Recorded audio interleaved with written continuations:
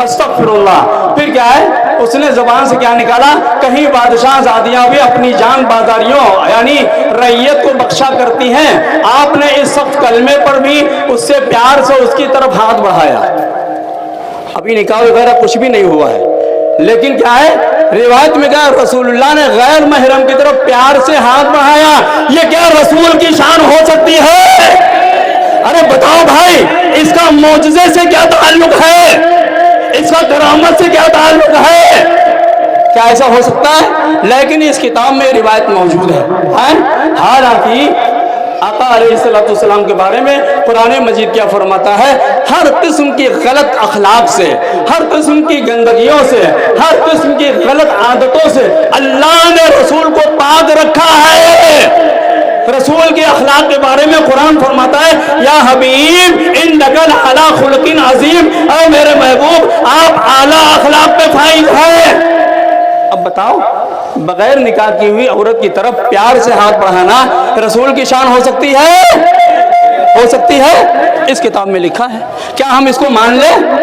हम कुरान की माने कि बुखारी की माने? बिल्कुल बुखारी सराफों पर है, लेकिन कौन रिवायत है जो कुरान के मुआफिक हों। इसलिए कि खुद रसूलुल्लाह ने फरमाया है, इदा रुविया लकुम अन्नी हदीस, जब तुम्हारे सामने मेरी कोई रिवायत बयान की जाए, फआरिदूहु अलल कुरान, तो इसे कुरान पे रख के पेश करो। अगर कुरान मजीद उसकी तायीद करता है तो उसे कबूल करो, और अगर कुरान उसकी तगलीद करता है, कुरान उसे रद्द करता है, उसे दीवार पे मार दो। तो ये रिवायतें पढ़ने नहीं, दीवार पे मारने के काबिल है। समझे? अब बताइए आगे के अल्फाज क्या हैं? ईगो बिल्कुल कम करो भाई, बिल्कुल ईगो खत्म कीजिए ताकि बात लोगों को समझ में आए। जी, ये सही बुखारी जिल्दे सोम सफ़हा नंबर 127, बल्कि सफ़हा आप मत लीजिए, सफ़हा एडिशन से बदल जाते हैं। हम हदीस नंबर बता देते हैं, इतना आसान, गूगल पे लिखो सही बुखारी और हदीस नंबर डाल दो और रिवायत आपके सामने आ जाएगी, जो इंटरनेशनल नंबर होगा।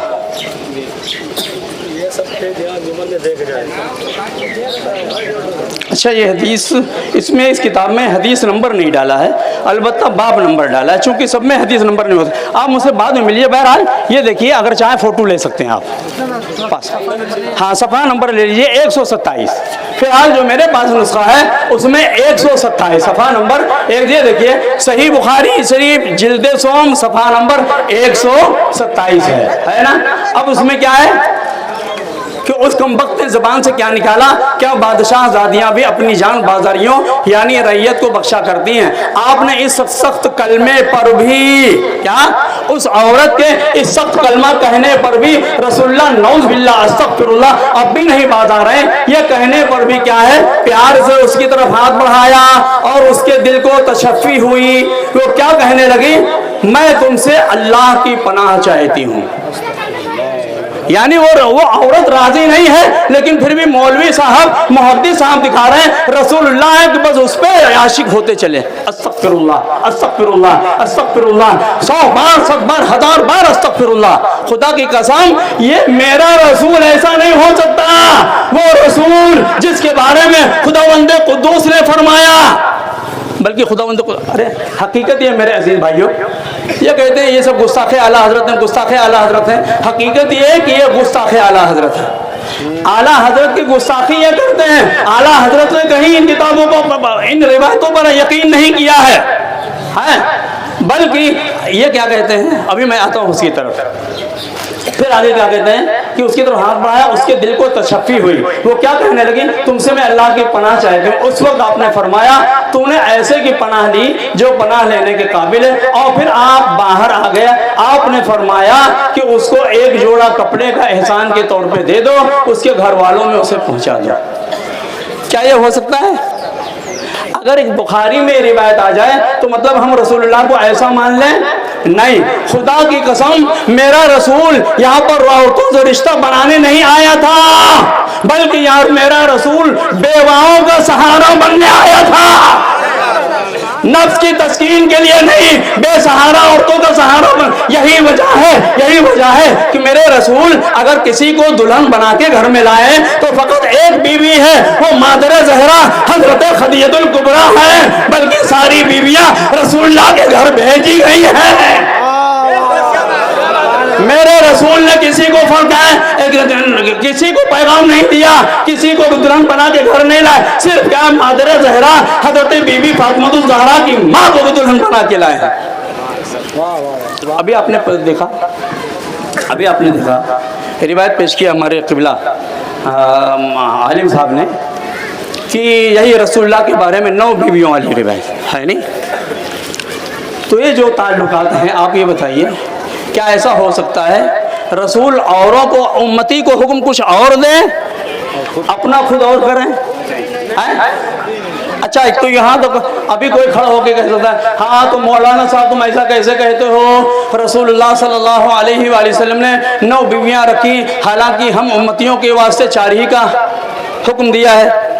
تو ابھی میں نے عرض کیا رسول اللہ نے کسی کو پیغام نہیں دیا ہے۔ رسول اللہ کی ازواج میں خدا کی قسم بہت ایسی تھی جو گھر میں کنیز کی حیثیت سے رہتی تھی۔ یہی وجہ ہے اگر رسول اللہ کو اپنے نفس کی تسکین اتنی مقصود تھی تو آخر دیگر ازواج سے کوئی بچہ کیوں نہیں ہے؟ اگر رسول اللہ اپنے نفس کی تسکین کے لیے بیویوں کو لا رہے تھے گھر میں تو اور دیگر بیویوں سے رسول اللہ کی کوئی اولاد کیوں نہیں ہے؟ اس کا مطلب یہ ہے بہت سی خاتون تھی جو رسول اللہ کے گھر سے رشتہ قائم کرنا چاہتی تھی، تو بس کیا ہے رشتہ قائم کرنے کے لیے گھر میں رکھ لیا کنیز کی حیثیت سے، گھر میں رہو، ہم سے خرچہ لو، تمہارا کوئی سہارا نہیں ہے، تمہارے واسطے ہم سہارا بننے کو آمادہ ہیں، نفس کی تسکین کے لیے نہیں۔ سمجھے؟ اس بات کو سمجھنے کی کوشش کیجئے میرے عزیز بھائیوں۔ تو یہ کہنا کہ 9 بیویوں کے ساتھ خود رسول اللہ اپنے امتی کو حکم دیتے ہیں، ایک بیوی، کسی کی چند بیویاں ہیں، 2 ہیں 3 ہیں، اب کیا ہے ایک بیوی کے پاس جا کر کے دوسرے کے پاس جانا چاہتا ہے تو حکم کیا ہے کہ پہلے وہ غسل کرے، پاک ہو۔ اچھا اور کیا فرمایا کہ جا کر کے کیا حیوانوں کی طرح، دیکھیے کیا بتائیں، خدا کی قسم زبان پر یہ کلمات لاتے ہوئے زبان جل رہی ہے کہ میرے آقا کی یہ شان نہیں ہے، لیکن کیا کیا جائے میرے عزیز بھائیوں، جب اب سلسلہ شروع کیا گیا ہے تو مجبوراً یہ کلمات لانے پڑتے ہیں۔ آقا علیہ السلام کی تعلیمات سے کیا ہے ہمارا کہ تم بھی اپنے جو آپ کے جو پارٹنر ہیں، خاتون ہیں، ان کی خواہشات کا خیال رکھو، یعنی جا کر کے حیوانوں کی طرح ایسے ہی نہ ٹوٹ پڑو، بلکہ ان کی خواہشات کا بھی خیال رکھو، اور یہ یعنی دوسرے الفاظوں میں انہیں پہلے آمادہ کر لو، پھر ان سے تعلقات قائم کرو۔ اب یہ بتائیے اس کے لیے کچھ وقت چاہیے کہ نہیں چاہیے؟ جی اب ان سب چیزوں کو رکھو تو ایک بیوی سے دوسری بیوی کے پاس جانے کے لیے کم سے کم 1 گھنٹہ وقت چاہیے، 1 گھنٹے کا وقت، یعنی جانا ہے، ان کی خواہشات کا احترام کر کے، جی ہاں ان کا خواہشات کا احترام کر کے تو 1 گھنٹہ چاہیے۔ اب بتائیے 9 بیویوں کے پاس جانے کے لیے 9 گھنٹے، یہ فزیکل طور پہ ہے، سمجھے، کرامات کے طور پر نہیں ہے۔ کسی سے پوچھے کوئی نہیں کہے گا کہ یہ کرامات کے طور پہ، بے شک سرکار غوث اعظم گئے تھے لیکن وہ کرامت کے طور پہ گئے تھے، سمجھے۔ اب یہاں پر یہ کہنا کہ اب امتی کو دوسرا حکم ہے، خود رسول اپنے لیے دوسرا حکم، اب کہا گیا، اب سوال یہ ہے، اسی روایت میں یہ کہا گیا کہ رسول اللہ پوچھا گیا کیا رسول اللہ کو اتنی طاقت دی گئی تھی؟ تو کہا گیا ہاں رسول اللہ کو تو 30 بیویوں کی طاقت دی گئی تھی۔ تو اب سوال یہ ہے جب رسول اللہ کو 30 بیویوں کی طاقت دی گئی تھی تو پھر دیگر بیوی سے بچہ کیوں نہیں ہوا؟ کیا سب بانج بن کے آئے تھے رسول اللہ کے گھر میں؟ اللہ تعالیٰ نے اپنے محبوب صلی اللہ علیہ وآلہ وسلم کی زوجیت میں سوائے ایک بیوی کے جتنی بیویاں دیا سب بانج آئی تھی کیا؟ مطلب یہ ہے کہ صرف وہ رسول اللہ چاہتے تھے کہ بیوہ ہے ان کا سہارا بننے کے لیے، ان کو سہارا دینے کے لیے گھر میں جگہ دیا۔ یہی وجہ ہے کہ اکثر بیویاں آپ کی بیوہ ہیں، تو بیواؤں کا سہارا بننے کے لیے آقا علیہ السلام نفس کی تسکین کے لیے نہیں۔ لیکن یہاں روایتوں میں کیا دکھایا جاتا ہے؟ آپ دیکھیے یہ روایت کتنی پھوہڑ روایت ہے، آخر اس کا کس سے تعلق ہے؟ تو عزیزان گرامی ہم تو یہ نہیں سمجھتے کہ اس سے کوئی دین کی تبلیغ ہوتی ہے، بلکہ کیا ہے اس سے اغیار کو رسول اللہ کے خلاف میٹر ملتا ہے۔ اللہ کی عزت کی قسم یہ قرآن اس کی مخالفت کرتا ہے. یہ قرآن تو کیا کہتا ہے, رسول اللہ کیا ہم وقت تسبیح و تحلیل ان کا صحابہ کرام کی تعلیم و تربیت میں لگے رہتے تھے, ہر وقت محزون رہا کرتے تھے, امت کی فکر میں آپ ہمیشہ کیا امت کی فکر رکھتے تھے, اور راتوں کو رو رو کر کے خدا کی بارگاہ میں آنکھوں کو سجا لیا کرتے تھے, ہے کہ نہیں؟ غم امت میں رو رو کر, کیا امت کے غم میں رسول اللہ رو رہے ہیں, لیکن امت رسول اللہ کو کیا کہتی ہے؟ دیکھیے میرے آقا علیہ السلام امت کے غم میں ٹھنڈیوں کی راتوں میں سر کو زمین پہ رکھ کر کے سجدے کے عالم میں امت کے واسطے دعائیں کر رہے ہیں, لیکن امت کیا کہہ رہی ہے؟ امت کہہ رہی ہے نہیں رسول اللہ تو اپنی 9 بیویوں کے ساتھ چکر کاٹتے رہتے تھے, استغفر اللہ, خاتم بدہن نقل کفر نفران کفر نباشت. تو عزیزانی گرامی, تو میرے عزیز بھائی اس کا تعلق کرامت سے نہیں ہے. چلو اس کو اگر مان لو, اس کے بارے میں آپ کیا کہیں گے؟ اس روایت کے بارے میں آپ کیا کہیں گے؟ اچھا جی, تو کیا جو بخاری شریف ہے اسے ہم لوگوں کو دفن کر دینا چاہیے؟ جو روایتیں ایسی ہیں ان کو دفن کرنا چاہیے, جو روایتیں قرآن کے موافق ہو اس کو ماننا چاہیے, اس لیے کہ میرے آقا علیہ السلام نے ہمیں نسخہ دیا ہے. کیوں؟ اس لیے کہ یہ بخاری شریف رسول اللہ کے زمانے میں نہیں بلکہ 200 سال بعد لکھی گئی ہے, 200 سال بعد. اب بتائیں 200 سال کا زمانہ بیچ میں آ گیا اور ان روایتوں کو نقل کرنے والے بنو امیہ کے لوگ ہیں, یعنی یزید کے گھر کے لوگ ہیں, یزید کے جن کو میرے آقا علیہ السلام سے پہلے درجے کی دشمنی ہے.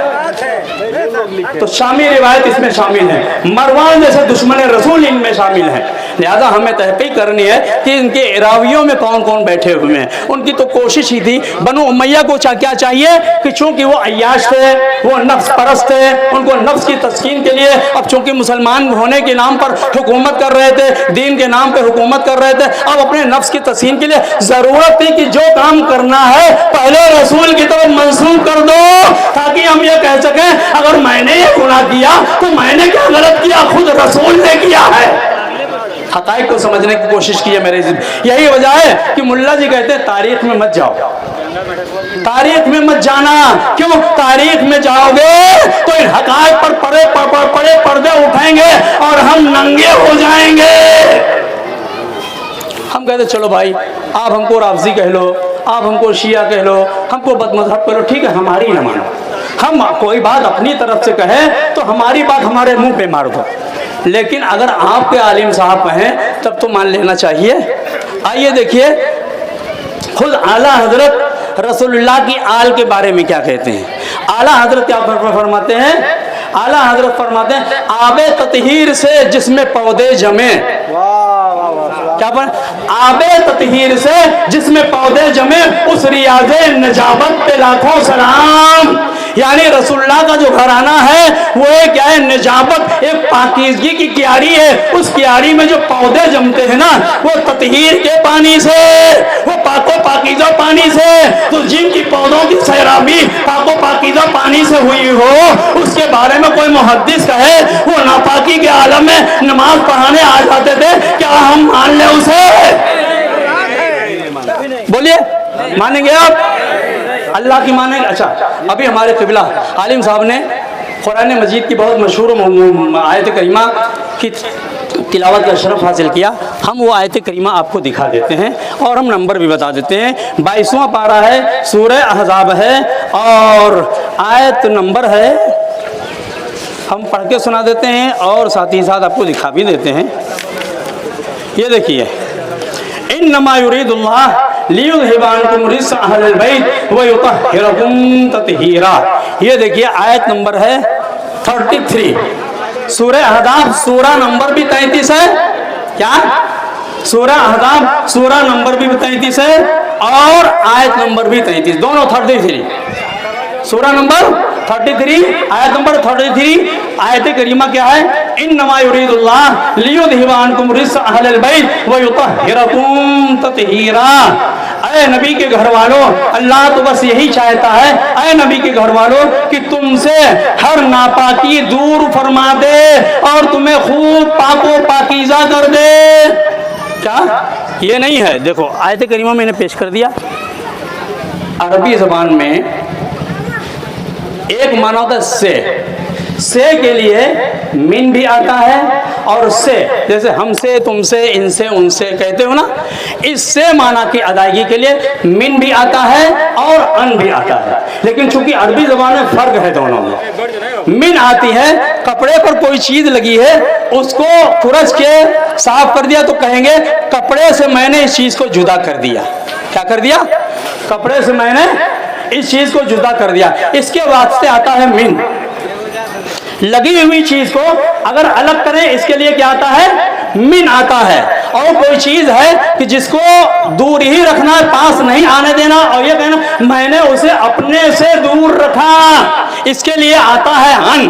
اب اللہ تعالیٰ کیا فرماتا ہے؟ یہ نہیں کہ آل پاک مصطفیٰ میں گندگی لگی تھی، اللہ نے اس گندگی کو دور کر کے پاک کیا، نہیں، بلکہ ان کا لفظ ہے۔ مطلب کیا ہے؟ اللہ تو بس یہی چاہتا ہے اے میرے نبی کے گھر والوں تمہارے قریب کسی گندی چیز کو آنے ہی نہ دے۔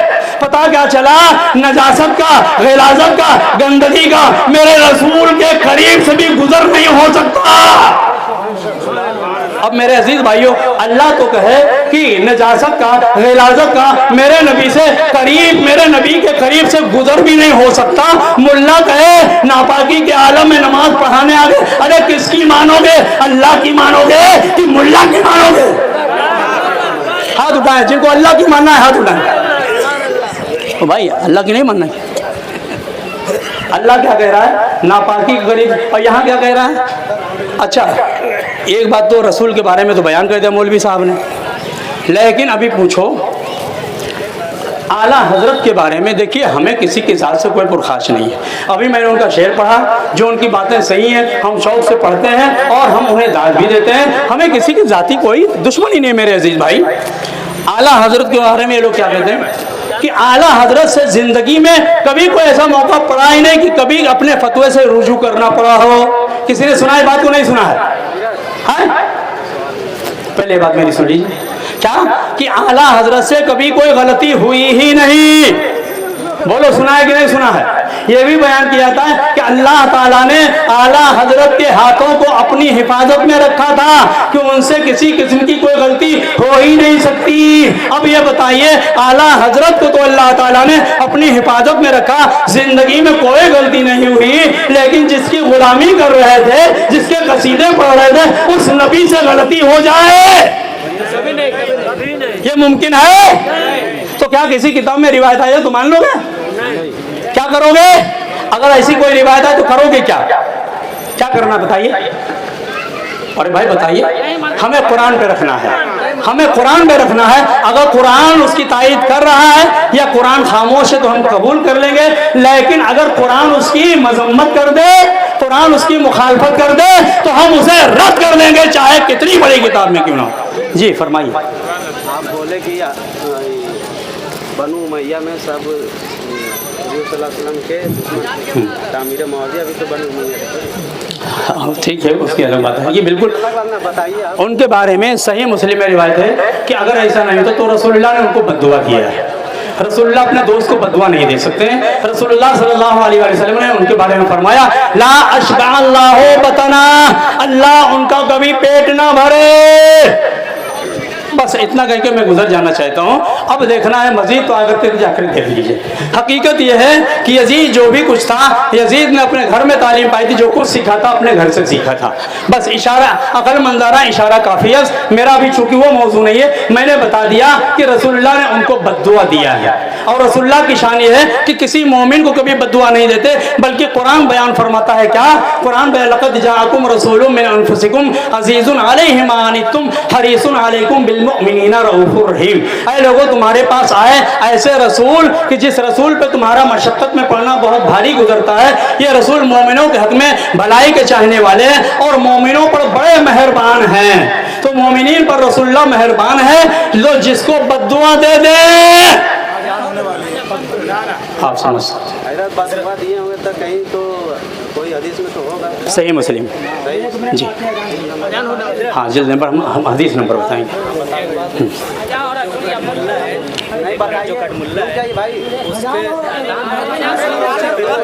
وہ لاش بات اللہ بتانا میرے اس میں کہیں ہوگا، سچ کر کے دے دو۔ हाँ। जो गठमुल्ला है उससे निकाह करना कैसा है? कौन कठमुल्ला? अगर निकाह कर रहे हैं हाँ। तो क्या जायज़ है ना जायज़? हाँ, आका अलैहिस्सलाम ने फरमाया। ठीक